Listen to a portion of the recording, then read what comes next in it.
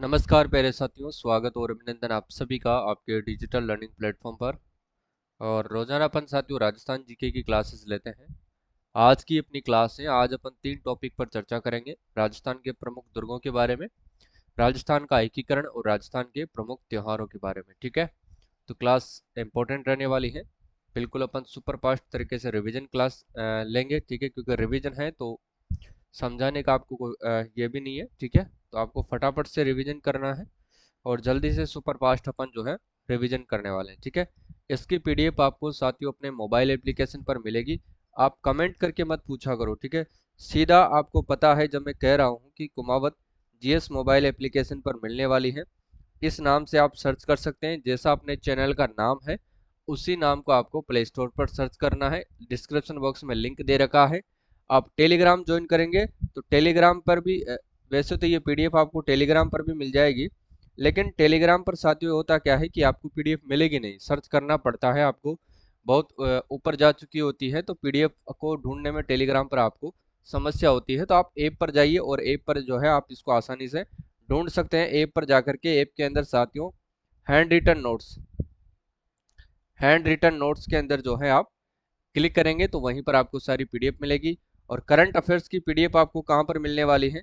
Current affairs की जो PDF है मंथली वाली, वो मिलेगी आपको। करंट अफेयर्स 2024 वाला जो कोर्स है वो आपको लेना पड़ेगा, जो साथियों मात्र 51 रुपये उसकी प्राइस है। उसमें आपको मंथली टेस्ट भी दिया जाएगा। ठीक है, और कल से साथियों मैं आपके लिए उसमें कोशिश करूंगा, श्योर नहीं कर सकता लेकिन कोशिश करूंगा आपको इंडिया करंट अफेयर्स का जो है टेस्ट भी अवेलेबल करवाऊं। ठीक है, इसी कोर्स के अंदर शामिल होगा वो इंडिया करंट अफेयर्स वाला।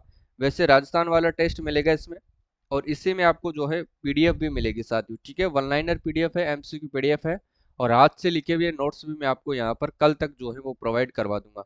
तो इसकी प्राइस जो है मात्र 51 रुपये है। और 30 राजस्थान जीके के टेस्ट बिल्कुल फ्री है। 30 राजस्थान जीके के जो टेस्ट है वो इसमें आपको बिल्कुल फ्री ऑफ कॉस्ट मिलने वाले हैं। तो कोर्स की प्राइस साथियों मात्र 51 रुपये है। 51 रुपये में जो है आप इस कोर्स को ले सकते हैं। ठीक है, जिसमें आपको पीडीएफ टेस्ट और राजस्थान जीके के 30 टेस्ट और फिर ये जो क्लास पीडीएफ है ये तो आपको फ्री मिलेगी ही मिलेगी। ठीक है, तो 51 रुपये में अगर आप लालच ना करो तो 51 रुपये खर्च करके जो है आप ये कोर्स ले सकते हैं और अपना करंट अफेयर्स बेहतर तरीके से तैयार कर सकते हैं। ठीक है, और 30 राजस्थान जीके का टेस्ट दे करके आप अपनी जो है वो जान सकते हैं कि आप कितना गहराई में हो, कितना पानी में हो, राजस्थान जीके आपकी कैसी रहने वाली है। ठीक है, तो ऐप पता चल गया होगा आपको, कुमावत जीएस है, सेम चैनल के नाम से। ठीक है, बस इतना ही समय लूंगा। अब बढ़ते हैं आगे अपनी क्लास की ओर। देखो, सबसे पहले अपन बात करेंगे राजस्थान के प्रमुख दुर्गों के बारे में। राजस्थान के प्रमुख दुर्गों के बारे में अपन चर्चा करने वाले हैं। देखो, सबसे पहले बात करते हैं विश्व विरासत स्थल में शामिल होने वाले दुर्ग जो है 6 किले हैं साथियों। 6 किलों को इसमें शामिल किया गया है। 21 जून 2013 को इनको शामिल किया गया था। वो 6 किले कौन कौन से हैं? देखो, चित्तौड़गढ़ का किला जो चित्तौड़गढ़ के अंदर स्थित है, जो मैसा के पठार पर बना हुआ है। आमेर का किला ध्यान रखना जयपुर के अंदर स्थित है। कुंभलगढ़ का किला साथियों राजसमंद में है। गागरोन का किला झालावाड़ में है, जो जल दुर्ग की श्रेणी में आता है। और सोनारगढ़ का किला ध्यान रखना जैसलमेर में है। ठीक है, और रणथंभौर का किला साथियों सवाई माधोपुर में है। ठीक है, याद रखिएगा ये वो 6 किले हैं जिनको विश्व विरासत स्थल में शामिल किया गया है। सबसे पहले अपन बात करेंगे रणथंभौर के किले की साथियों। रणथंभौर के किले की बात करते हैं तो रणथंभौर का प्रारंभिक नाम क्या रखा गया है? और रणस्तंभपुर है साथियों, किस ग्रंथ के अनुसार? हम्मीर रासो ग्रंथ के अनुसार। ठीक है, इनका प्रवेश द्वार देखना, रणथंभौर किले का प्रवेश द्वार है साथियों नौलखा दरवाजा। किस जिले के अंदर ये बना हुआ है? तो सवाई माधोपुर जिले में बना हुआ है। किसके द्वारा बनाया माना जाता है साथियों? चौहान शासकों के द्वारा बनवाया माना जाता है। इस पर शासक करने वाले कौन थे? हम्मीर देव चौहान इस पर शासन किया था, ध्यान रखना है। और इसका पतन साथियों, रणथंभौर किले का पतन कब होता है? 11 जुलाई 1301 ईस्वी में अलाउद्दीन खिलजी के द्वारा जब आक्रमण किया गया था तब जो है इसको पतन हुआ था, ध्यान रखना है। तब राणा हम्मीर की रानी रंगा देवी जल जौहर करती है। और रणमल और रतिपाल जो है इसके सेनापति थे, वो मारे गए थे। ये आपको ध्यान रखना है। ठीक है, इसके बारे में कथन है साथियों, अन्य दुर्ग नंगे हैं लेकिन सब यह बख्तरबंद है। अबुल फजल का कथन है कि सभी दुर्ग नंगे हैं लेकिन रणथंभौर का दुर्ग साथियों बख्तर बंद है। ठीक है, साथियों आपको ध्यान रखना है। देखो, यहाँ के प्रमुख स्थान आपको याद रखना है। सुपारी महल यहाँ पर है, त्रिनेत्र गणेश मंदिर यहाँ पर है, पीर सदरुद्दीन की दरगाह साथियों यहाँ पर देखने को मिलेगी। 32 खंभों की छतरी और हमीद महल और रानी हाड़ तालाब साथियों आपको इसी दुर्ग में देखने को मिलेगा। ठीक है, ध्यान रखना है। चलो अब बात करते हैं चित्तौड़गढ़ दुर्ग की। ठीक है, चित्तौड़गढ़ दुर्ग की ध्यान रखना, चित्तौड़गढ़ जिले में स्थित है। गंभीर व बेड़च नदियों के संगम पर यह दुर्ग बना हुआ है। गिरि दुर्ग की श्रेणी में इसको रखा गया है। जल दुर्ग की श्रेणी को छोड़ करके साथियों सभी श्रेणियों में अपन इसको रख सकते हैं। ठीक है, निर्माण की बात करते हैं तो मौर्य राजा चित्रांग या फिर चित्रांगद ने करवाया था। वीर विनोद ग्रंथ के अनुसार ध्यान रखना है, बनवाकर इसका नाम इन्होंने चित्रकूट रखा। इसी अपका अपभ्रंश जो है ये चित्तौड़ कला है, यानी कि मौर्य राजा चित्रांग ने करवाया था, इसका निर्माण करवाया था। ग्रंथ के अनुसार, वीर विनोद ग्रंथ के अनुसार इसमें इसके प्रमाण मिलते हैं। मौर्य राजा चित्रांग ने इसको बनवा करके इसका नाम क्या रखा था, इन्हीं के नाम पर चित्रकूट रखा था और उसी का अपभ्रंश बाद में ये चित्तौड़ का दुर्ग कहलाया। ठीक है, देखो भाई 8वीं शताब्दी में बप्पा रावल ने मौर्य वंश के अंतिम शासक मानमौरी को हरा करके इस पर अधिकार कर लिया था। याद रखना है कब की बात है, 8वीं शताब्दी की। ठीक है, बप्पा रावल ने किसको हराया था, मौर्य वंश के अंतिम शासक मानमौरी को हरा करके इस पर इन्होंने अधिकार कर लिया था। जब बाद में साथियों 10वीं शताब्दी के अंत में मालवा के परमार शासक मुंज ने चित्तौड़ पर अधिकार कर लिया। बाद में किसने कर लिया, मालवा के परमार शासक मुंज ने जो है चित्तौड़ पर अधिकार कर लिया। और फिर ध्यान रखना है 11वीं शताब्दी में गुजरात के शासक चालुक्य जयसिंह सिद्धराज के नियंत्रण में ये चला गया था। 11वीं शताब्दी में चालुक्य जो शासक थे जयसिंह सिद्धराज, इनके नियंत्रण में चला गया था। 12वीं शताब्दी में पुनः चित्तौड़ पर गुहिलों का अधिकार हो गया। ठीक है, ध्यान रखना है इस पर कितने, देखो कितने अधिकार हुए, किन किन राजाओं ने इन पर राज किया, ध्यान रखना है। अब इस किले के संबंध में एक प्रचलित लोकोक्ति है, उसका नाम है कि गढ़ तो चित्तौड़ बाकी सब गढ़ैया, यानी कि गढ़ तो गढ़ चित्तौड़ बाकी सब गढ़ैया। ठीक है, इसके उपनामों की अपन बात करते हैं तो चित्तौड़गढ़ का जो दुर्ग है इसका उपनाम है राजस्थान का गौरव इसको कहते हैं, किलों का सिरमौर इसको कहते हैं, मालवा का प्रवेश द्वार इसको कहा जाता है, सबसे बड़ा लिविंग फोर्ट जो है इसी को कहते हैं वाटर फोर्ट कहते हैं, खिजराबाद कहते हैं साथियों राजस्थान का जो है दक्षिण प्रवेश द्वार इसको कहा जाता है, और चित्रकूट दुर्ग इसको कहते हैं। ठीक है, ध्यान रखना है। इसके बाद देखो अजमेर खांडवा रेल मार्ग पर जो है चित्तौड़गढ़ जंक्शन से 3 किलोमीटर दूर गंभीर व बेड़च नदियों के संगम पर यह बना हुआ है।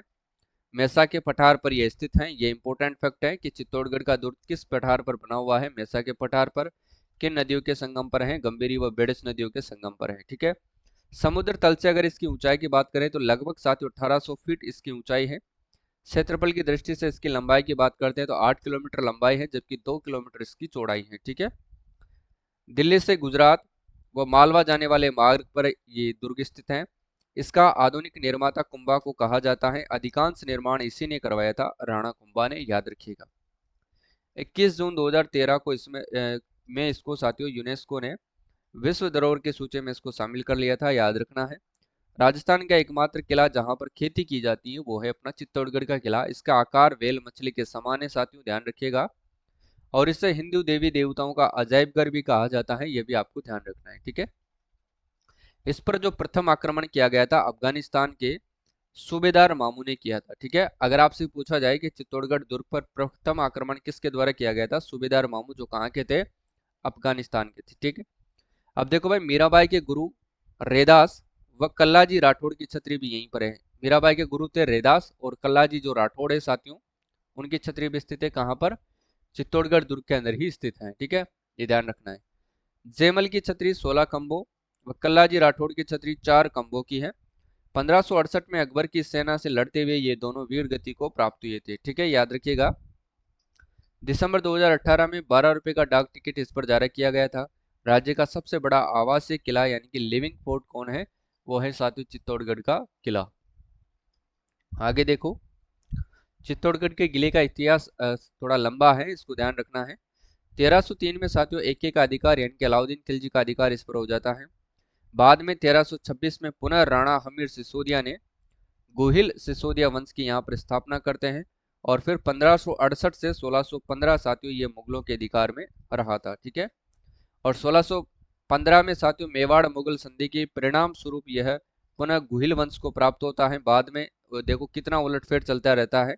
ठीक है, तब से 1947 ईस्वी तक इस किले पर मेवाड़ के गुहिल सिसोदिया का ही क्या रहा था, इस पर अधिकार रहा था। ठीक है, अब चित्तौड़गढ़ में कितने साके हुए थे? 3 साके हुए थे, ये महत्वपूर्ण है।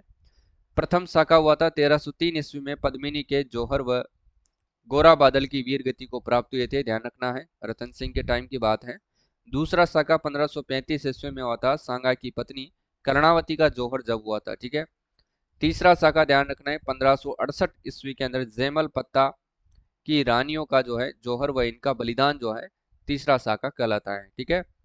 अब देखो इसके अंदर कुंड व जलाशयों की बात करते हैं। कुंड व जलाशयों की अगर अपन बात करें साथियों, कौन कौन से हैं, देखो जयमल जी का तालाब चित्तौड़गढ़ दुर्ग में ही देखने को मिलेगा। सूरजकुंड जो है चित्तौड़गढ़ में देखने को मिलेगा। चित्रांग मोरी तालाब चित्तौड़गढ़ में ही है। और रत्नेश्वर तालाब भी आपको यहीं पर देखने को मिलेगा। कुंभ सागर तालाब, भीमलत का तालाब, हाथी कुंड, जालीबाब की बावड़ी, गौमुख झरना, कातण बावड़ी और जेठ महाजन, ध्यान रखना इनसे पेयजल व सिंचाई भी होती है। ये इंपॉर्टेंट है, जेठ महाजन, इनसे पेयजल व सिंचाई दोनों होती है, ठीक है, याद रखिएगा। चलो भाई आगे देखो, इसमें 7 प्रवेश द्वार हैं। कितने? 7 प्रवेश द्वार है साथियों इसमें। अब 7 प्रवेश द्वार कौन कौन से? एक तो है पांडल पोल, इस द्वार पर देवलिया के बाघ सिंह का स्मारक बना हुआ है। 1535 में बहादुर शाह के आक्रमण के समय ये वीर गति को क्या हुए थे? प्राप्त हुए थे, ठीक है। तो ये साथियों आपको याद रखना है। इसके बाद देखो भैरव पोल है। यहाँ पर भैरव पोल की बात करते हैं तो देसूरी के भैरव सिंह सोलंकी की मूर्ति यहाँ पर स्थापित है, ठीक है। ये प्रश्न पूछा गया था अभी, देवल बाग सिंह की जो है स्मारक बना हुआ है किस पोल पर है? पाटन पोल पर है। भैरव पोल की बात करते हैं तो देसूरी के भैरव सिंह सोलंकी की मूर्ति यहाँ पर स्थापित है, ठीक है, याद रखिएगा। हनुमान पोल की बात करते हैं तो इसके पास हनुमान जी की मूर्ति प्रतिष्ठापित है। जबकि ध्यान रखना भैरव पोल व हनुमान पोल के मध्य में जयमल व कल्ला राठौड़ की छतरी है, ठीक है ना। जयमल व कल्ला राठौड़ की छतरी है भैरव पोल व हनुमान पोल के मध्य में। जो अकबर की सेना से संघर्ष में साथियों वीर गति को प्राप्त हुई थी, सन 1568 की बात है ये, याद रखिएगा। जयमल की छतरी 16 खंभों वाली है, अपन पढ़ चुके हैं इसको वैसे तो। कल्लाजी राठौड़ की जो छतरी है साथियों वो 4 खंभों वाली है, ठीक है। गणेश पोल की बात करते हैं तो गणेश मंदिर यहाँ पर स्थित है। जॉर्डन पोल जोड़ला पोल की बात करते हैं तो ऊंचाई, घुमाव व संकरापन के लिए प्रसिद्ध है। लक्ष्मण पोल है एक, और एक है साथियों राम पोल, ठीक है। इसके सामने खुला बरामदा है, दोनों का याद रखना है। नोट लगा करके लिखना, पूर्व में सूरज पोल तथा उत्तर में लाखोटा स्थित है। सूरज पोल किले का सबसे प्राचीन द्वार है। सूरज पोल जो है इस किले का सबसे प्राचीन द्वार है। कीर्ति स्तंभ प्रशस्ति में 7वें किले के द्वार का नाम है राम पोल, भैरव पोल, हनुमान पोल, चामुंडा पोल, तारा पोल और लक्ष्मी पोल, ठीक है। इसके बाद देखो प्रमुख महल कौन कौन से? महल और हवेलियां ध्यान रखना है आपको। देखो रानी पद्मिनी का महल यहाँ पर है, फतेह प्रकाश महल है, कुंभा महल है, रतन सिंह महल है, और हाड़ा हिंगुल का महल है, गोरा व बादल महल है, जयमल पत्ता की हवेलियां है, भामाशाह की हवेलियां है, रामपुरा की हवेलियां है और सलम्बर की हवेली है, ठीक है। चलो मंदिरों की बात करते हैं। कालिका माता मंदिर जो है सूर्य मंदिर, बप्पा द्वारा निर्मित 8वीं शताब्दी के अंदर जो यहाँ पर कालिका माता मंदिर था साथियों उसे अपन कहते हैं सूर्य मंदिर, जो किसके द्वारा निर्मित किया गया था? बप्पा रावल के द्वारा 8वीं शताब्दी में, ठीक है। समिदेश्वर मंदिर जो है मोकल जी के मंदिर के नाम से जाना जाता है। मोकल जी के द्वारा इसका जीर्णोद्धार 1428 में महाराणा मोकल ने करवाया था, ठीक है। यानी कि 11वीं शताब्दी में परमार शासक भोज द्वारा ये बनवाया गया था, जिसका जीर्णोद्धार मोकल ने करवाया था। इसी कारण से इसको अपन कहते हैं मोकल जी का मंदिर, ठीक है। जटाशंकर मंदिर है, कुंभश्याम मंदिर है, तुलजा भवानी का मंदिर है, बनवीर ने इसको बनवाया था। मीरा मंदिर भी यही है, और कुकड़ेश्वर महादेव का मंदिर भी है साथियों, ठीक है। तो ये सारे मंदिर आपको याद रखने हैं, 7 मंदिर हैं यहाँ पर, ठीक है। कुंभश्याम मंदिर का निर्माण साथियों ध्यान रखना राणा कुंभा ने करवाया था। और परमार भोज ने त्रिभुवन नारायण मंदिर भी बनवाया था, ठीक है, जो एके के द्वारा तुड़वा डाला था। प्राचीन जैन मंदिर की बात करते हैं। ऋषभ देव अद्भुत जी का मंदिर है। सतबीस देवरी 27 मंदिरों का समूह है। श्रृंगार चौरी जैन मंदिर कुंभा के कोषाध्यक्ष यानी कि बेलाक ने बनवाया था। भगवान शांतिनाथ की चौमुखी प्रतिमा जिसे मुगलों ने तोड़ डाली थी, ठीक है, याद रखिएगा। अब बात करते कुंभलगढ़ दुर्ग की। किसकी? कुंभलगढ़ दुर्ग की अपन बात करते हैं साथियों। देखो राजसमंद केंद्र स्थित है। इसका उपनाम है कुंभलमेर, कुंभपुर, कमलमीर, मच्छेंद्र और माहौर, ठीक है। इसके शिल्पी कौन थे? मंडन थे। इसको कई बार प्रश्न में एग्जाम में पूछा गया है। कुंभा द्वारा अपनी पत्नी की स्मृति में जरगा पहाड़ी जिसकी ऊंचाई 3766 फीट है, याद रखिएगा। 36 किलोमीटर इसकी लंबी दीवार है, जिस पर एक साथ 4 घुड़सवार जो है दौड़ सकते हैं, यानी कि एक साथ 4 घोड़े इस पर दौड़ सकते हैं। भारत की महान दीवार कुंभलगढ़ दुर्ग को ही कहते हैं, जो इसके चारों ओर 36 किलोमीटर की लंबी है, ठीक है ना। कर्नल जेम्स टोड ने इसकी तुलना किससे की थी? एट्रुस्कन से की थी। संकट काल में मेवाड़ राजाओं की शरण स्थली रहा है, ध्यान रखना है आपको। कटारगढ़ दुर्ग की मैं बात करूँ तो इसी का भाग जो सबसे ऊपरी भाग है, अबुल फजल ने लिखा कि यह इतनी बुलंदी पर बना हुआ है कि नीचे से ऊपर देखने पर, ध्यान रखना, सिर से पगड़ी नीचे गिर जाती है, ठीक है। इससे कटारगढ़ दुर्ग के बारे में लिखा था अबुल फजल ने। इसी को मेवाड़ की आंख कहते हैं, किसको? कटारगढ़ दुर्ग को। और इसी में महाराणा प्रताप का जन्म होता है, कुंभा का निवास स्थान भी यही है। कुंभा की हत्या भी उदा ने यहीं पर करी थी, मामा देव कुंड के पास में, ठीक है। ये सारी बातें आपको याद रखनी है। चलो, कागरोन का किला देखो, झालावाड़ के अंदर है। जल दुर्ग या फिर ओदक दुर्ग की श्रेणी में अपन इसको रखते हैं।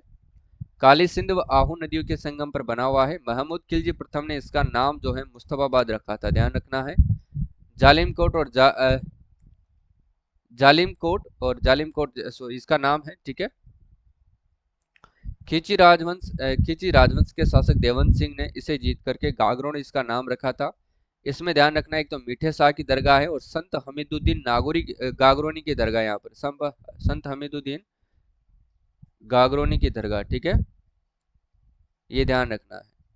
और एक संत हमीदुद्दीन नागौरी की दरगाह नागौर में है, ठीक है। जिला आपसे पूछे तो नागौर, अगर आपसे किला पूछ लिया जाए संत हमीदुद्दीन की दरगाह कहाँ पर है, किला पूछे तो गागरोन होगा, अगर जिला पूछे तो ध्यान रखना नागौर होगा, ठीक है।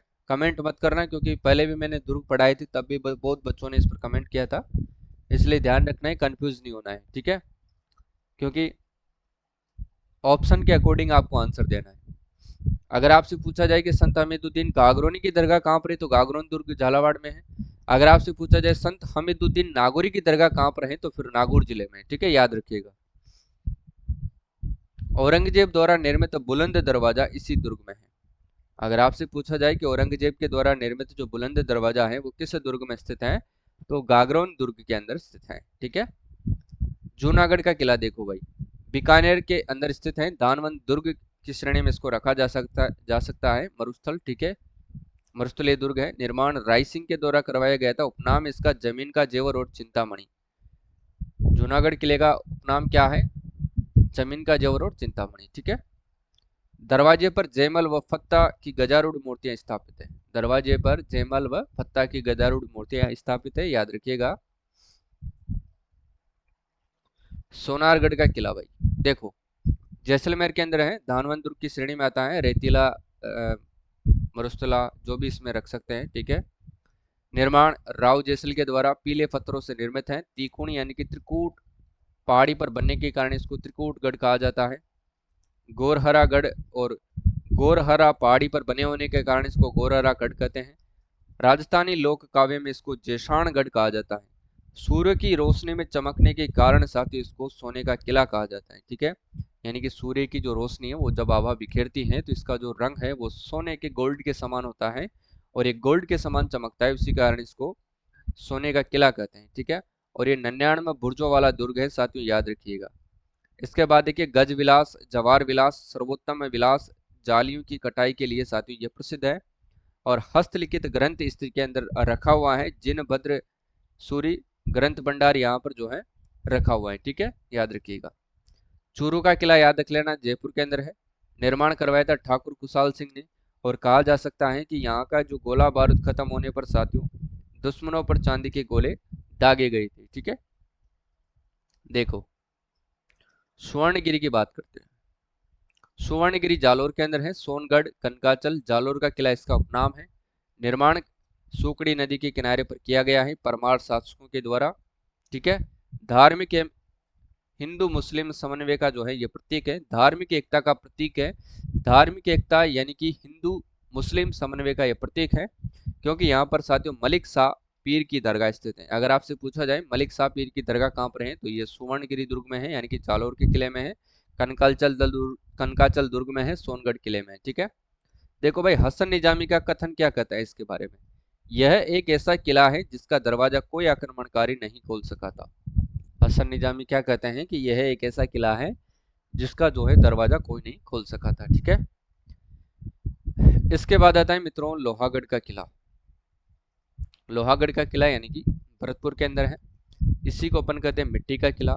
निर्माण करवाते हैं महाराजा सूरजमल 1733 ईस्वी में। अपनी अनोखी स्थापत्य शैली एवं अजेयता के कारण ये प्रसिद्ध है, जाना माना किला है, याद रखना है। अंग्रेज जनरल लॉर्ड लेक ने 5 बार इस पर चढ़ाई की, परंतु वो क्या रहे, असफल रहे। ठीक है, चढ़ नहीं पाए थे। इसका उत्तरी द्वार अष्टधातु दरवाजा 1765 ईस्वी में लाल किले से उतार कर लाया गया था, ये भी आपको ध्यान रखना है। ठीक है, अब आ जाओ भाई तारागढ़ किले की ओर। तारागढ़ का किला है अजमेर में। ठीक है, निर्माण करवाया था अजयपाल के द्वारा 1113 ईस्वी में। उपनाम है इसका अजय मेरू, गढ़ बीटली दुर्ग, राजस्थान का जिब्राल्टर विसबेबर के द्वारा ये नाम दिया गया है। ठीक है, जलाशय की बात करते हैं तो यहाँ पर नाना साहब का झालरा और इब्राहिम का झालरा स्थित है। 2 जलाशय, नाना साहब का झालरा और इब्राहिम का झालरा। ठीक है, इस दुर्ग का सबसे ऊंचा भाग कौन सा है, मीरान साहब की दरगाह कहलाता है। यानी कि इस दुर्ग का सबसे ऊंचा भाग मीरान साहब की दरगाह कहलाता है। ठीक है, देखो भाई governor general Lord William Bentinck ने इसे दुनिया का दूसरा जिब्राल्टर कहा है। ठीक है, याद रखिएगा।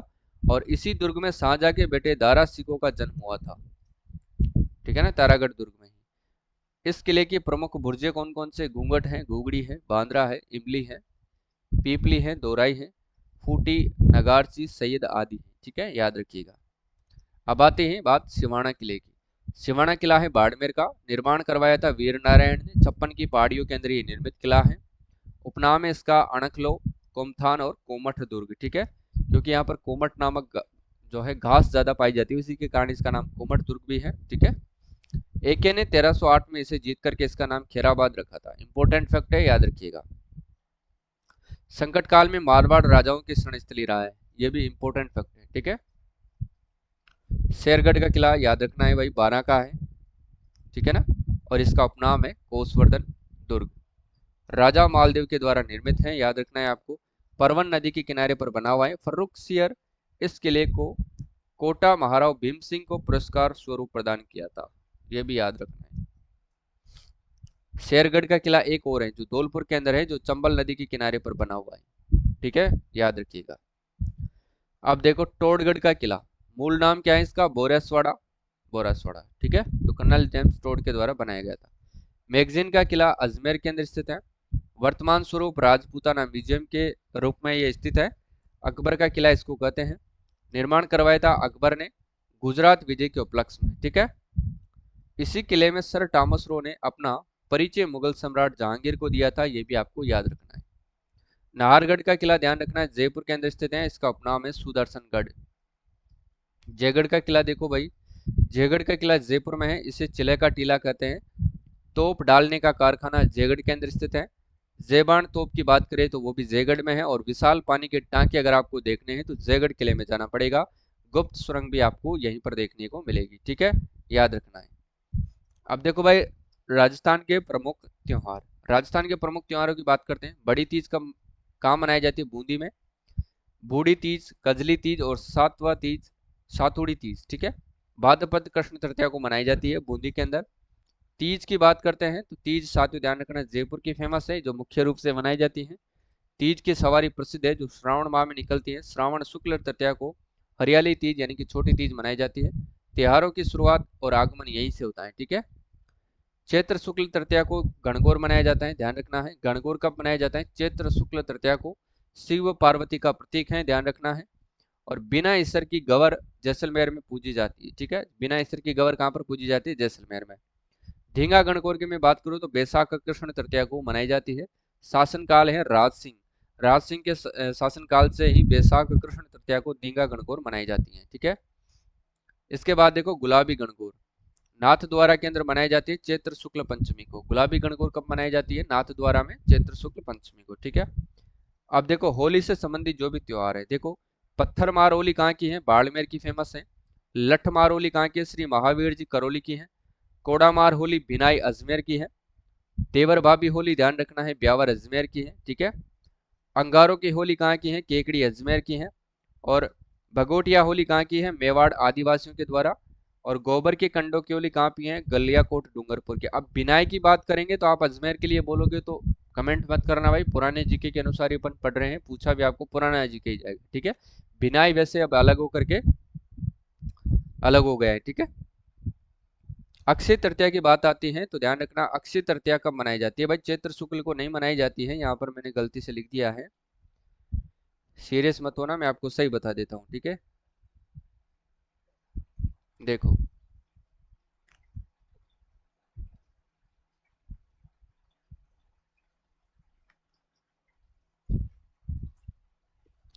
ये मनाई जाती है साथियों बैसाख शुक्ल तृतीया को।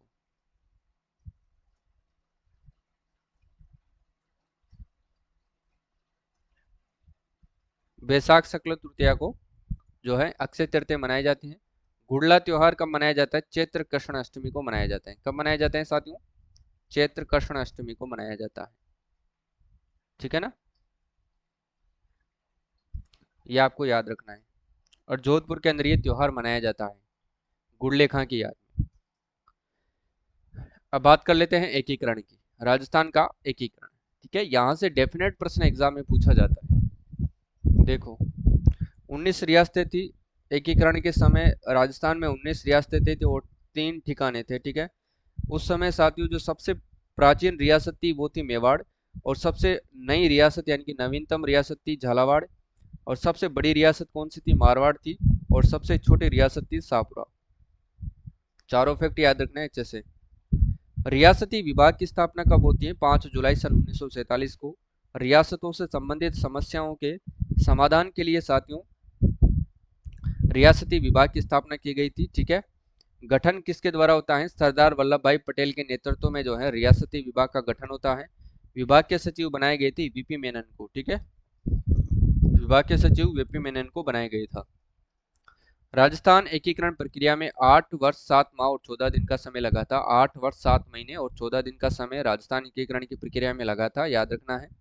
सर बेटी कृष्णमाचारी किस राज्य के दीवान थे? तो ध्यान रखना जयपुर के दीवान थे।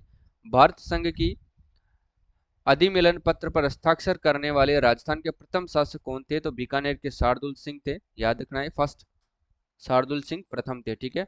अजमेर मेरवाड़ा विधानसभा में कितनी सीटें थी? 30 सीटें थी, और इसके मुख्यमंत्री थे हरुभाई उपाध्याय, जिसकी एक पत्रिका थी त्याग भूमि, याद रखना है इसको, ठीक है। सबसे पहले अपन बात करते हैं मत्स्य संघ की। मत्स्य संघ की अगर साथियों अपन बात करते हैं तो उद्घाटन किया गया था इसका 18 मार्च सन 1948 को।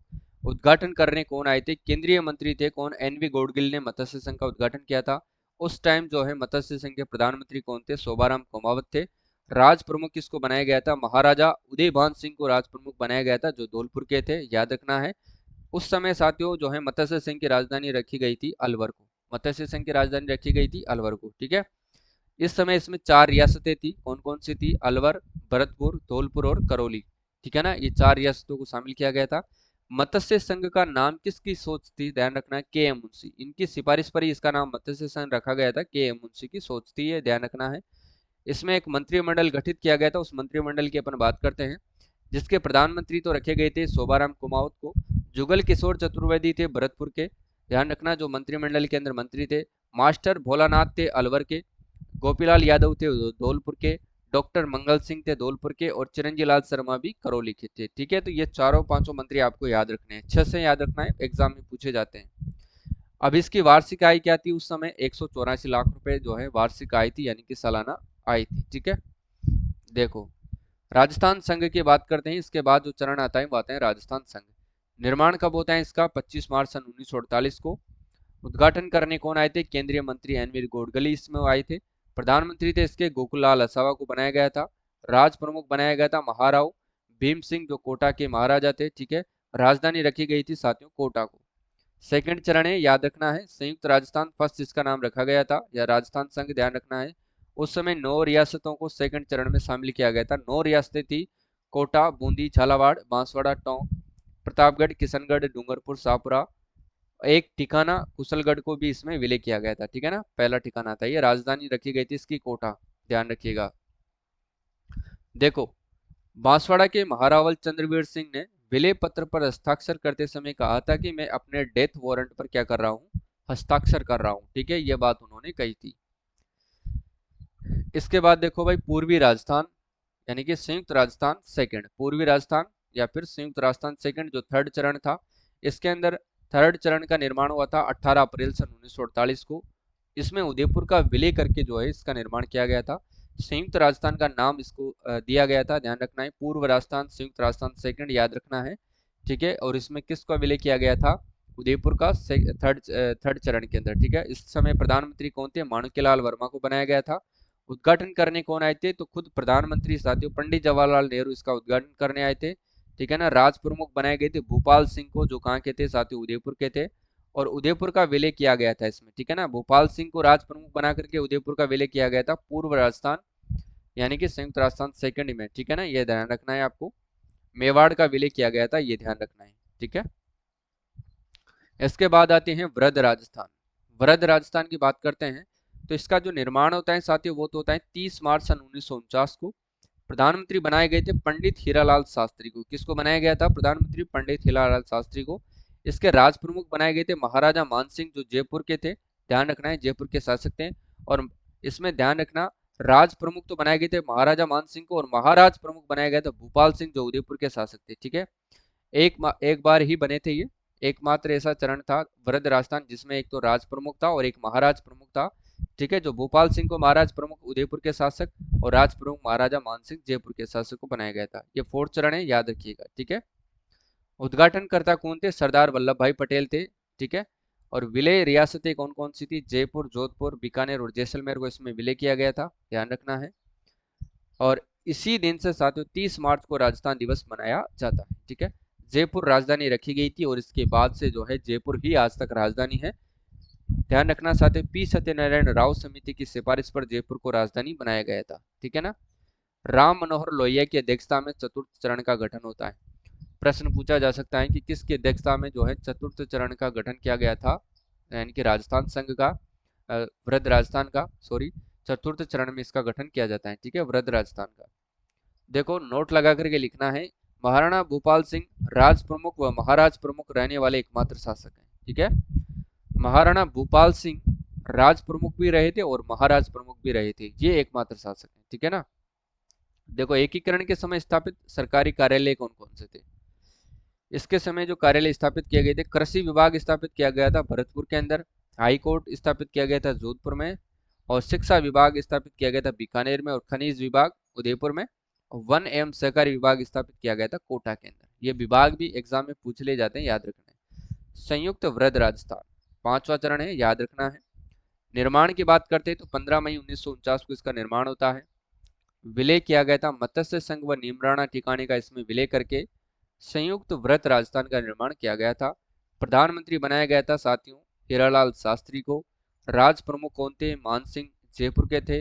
राजधानी रखी गई थी जयपुर, ध्यान रखना है। शंकरदेव समिति का गठन धौलपुर एवं भरतपुर राज्यों की जनता की इस बात के लिए राय जानना था कि वे राजस्थान या यूपी किस में मिलना चाहते हैं। इस समिति के अध्यक्ष सहित 3 सदस्य थे। ठीक है ना, यानी कि इस समिति में अध्यक्ष सहित कितने सदस्य थे? 3 सदस्य थे। तो ये भरतपुर, राजस्थान और यूपी, यानी कि भरतपुर और धौलपुर की जो जनता है उनसे राय जानना था कि वो किस राज्य में मिलना चाहते हैं, यूपी में मिलना चाहते हैं और राजस्थान में मिलना चाहते हैं। ठीक है, शंकर राव देव समिति की बात करते हैं तो इसके अध्यक्ष कौन थे? खुद शंकर राव देव थे। सदस्य थे इसमें 2, आर के सिद्धवा और प्रभुदयाल इसके सदस्य थे। ठीक है, दोनों का ही नाम है, वैसे 3 सदस्य थे इसमें। मत्स्य संघ का धौलपुर राज्य जनता के बहुमत के आधार पर यूपी के साथ विलीनीकरण के लिए तैयार था। जो मत्स्य संघ का धौलपुर राज्य था वो जनता के बहुमत के आधार पर किस में मिलना चाहता था? यूपी राज्य के अंदर मिलना चाहता था। ठीक है, अब इससे संबंधित जो इंपॉर्टेंट फैक्ट हैं वो क्या है? देखो राज प्रमुख का पद समाप्त होता है 1 नवंबर सन 1956 को, 7वें संशोधन विधेयक 1956 के तहत। ठीक है, राज प्रमुख को राज्यपाल नाम दिया गया। ठीक है ना, राज प्रमुख पहले राज प्रमुख होता था, अब उसके नाम स्थान पर जो है राज्यपाल इसको नाम दिया गया है। ठीक है ना। अब बात करते हैं 1 नवंबर 1956 से संबंधित तथ्यों के बारे में। देखो राजस्थान का वर्तमान स्वरूप तैयार हुआ था, 7वां चरण था। अब इसके अंदर साथियों जो है अजमेर, मेरवाड़ा, टोडगढ़, सुनेल, टप्पा और राजस्थान में मिलाया गया था। यानी कि 1 नवंबर 1956 को अजमेर, मेरवाड़ा, टोडगढ़, सुनेल, टप्पा को राजस्थान में मिलाया गया था। ठीक है ना, तथा झालावाड़ का शिरोध क्षेत्र जो है एमपी को दिया गया था। झालावाड़ का शिरोध क्षेत्र किसको दिया गया था? एमपी को दिया गया था। और इस दिन जो राजधानी थी वो जयपुर को बनाई गई थी, ठीक है ना। राज्यपाल कौन बनाए गए थे? गुरुमुख निहाल सिंह को बनाया गया था। और मुख्यमंत्री किसको बनाया गया था? मोहनलाल सुखाड़िया को बनाया गया था। सातवें चरण की अपन बात कर रहे हैं, ठीक है। ठीक है साथियों, और आज की क्लास को यहीं पर समाप्त करते हैं। ज़्यादा समय ना लेते हुए साथियों, मैंने इस क्लास को आज आपको बिल्कुल समाप्त किया है, ठीक है। और मैं फिर कहता हूं कि इसकी पीडीएफ आपको कहां पर मिलेगी? अपने मोबाइल एप्लीकेशन पर मिलेगी। और मोबाइल एप्लीकेशन का नाम है कुमावत जीएस, जो आपको चैनल के नाम से ही मिलेगा, ठीक है। जो चैनल का नाम है वही सर्च करना है, ठीक है। और जिन्होंने अभी तक करंट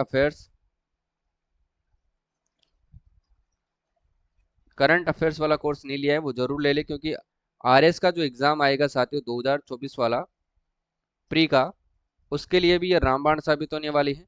और यही कोर्स आपके जो रीट की तैयारी कर रहे हैं उनके लिए भी साबित होगा। और जहाँ साथियों फर्स्ट और सेकंड ग्रेड की जो तैयारी कर रहे हैं उनके लिए भी जो है ये कोर्स रामबाण साबित होने वाला है, ठीक है ना। अभी इसकी प्राइस मात्र 51 रुपये में आपको देखने को मिलेगा। ये कोर्स मात्र 51 रुपये में अभी मिल रहा है। इसकी प्राइस बढ़कर के 4 जून के बाद साथियों इसकी प्राइस बढ़कर के 251 रुपये होने वाली है, ठीक है। तो अभी से आप इसको ले लीजिए। अभी आपको जो है 200 रुपये का क्या मिल रहा है? ऑफ इस पर मिल रहा है, ठीक है ना। तो जब तक ऑफ है तब तक ले लीजिए। 4 जून के बाद इसकी प्राइस 251 रुपये हो जाएगी, ठीक है। ध्यान रखना है आपको। तो आरएस 2024 के लिए रामबाण साबित होगा प्री के लिए, ठीक है। इसमें आपको इकोनॉमिक सर्वे सारी चीजें मिल जाएगी जो नया वाला आएगा, ठीक है ना। और इसकी फ्री पीडीएफ राजस्थान जीके वाली तो आपको यहीं पर मिल जाएगी। और कोर्स में आपको 30 राजस्थान जीके के टेस्ट मिलते हैं, ठीक है। तो ये ध्यान रखना है आपको, ठीक है। तो आज के लिए बस इतना ही। मिलते हैं साथियों कल वाली क्लास में। तब तक के लिए सभी साथियों को जय हिंद, जय भारत।